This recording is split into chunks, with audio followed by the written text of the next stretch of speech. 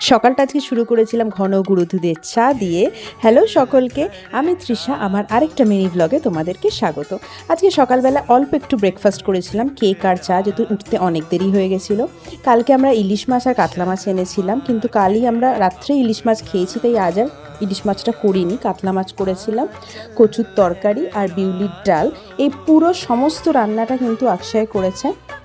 আমি আজকে ঘরের সমস্ত কাজগুলো করেছি, সব গোছানো করেছি, কারণ আগের সপ্তাহে আমরা ছিলাম না।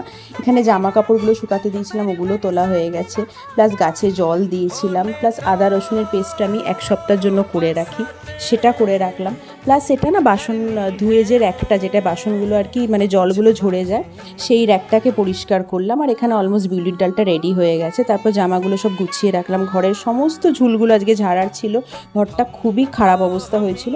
তো এই ঘর গোছানো পুরো রেডি হয়ে গেছে। আর এই পর্দাটা না আমি রিসেন্ট মিন্ত্রা থেকে কিনেছি, তোমাদের কারোর লিঙ্ক চাইলে আমি দিয়ে দেবো।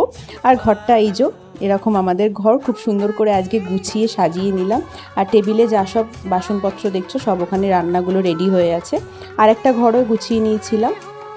তারপরে চলে গেছিলাম স্নান খাওয়া করতে, আর পুজোটা অক্ষয় দিয়েছিল। তো আজকে সানডেটা আমরা এইভাবেই কাটিয়েছি। তোমরা সানডেতে কি কি করলে, আর আজকে স্পেশাল তোমরা কি কি মেনু খেলে অবশ্যই কিন্তু জানিও। আর আমার ভিডিওগুলো ভালো লাগলে অবশ্যই একটা লাইক শেয়ার করে দিও, প্রিয়জনদের সাথেও শেয়ার করে দিও, আর কমেন্ট করতে ভুলো না। টাটা। আরও সুন্দর মিলি ব্লগ নিয়ে হাজির হব। টাটা।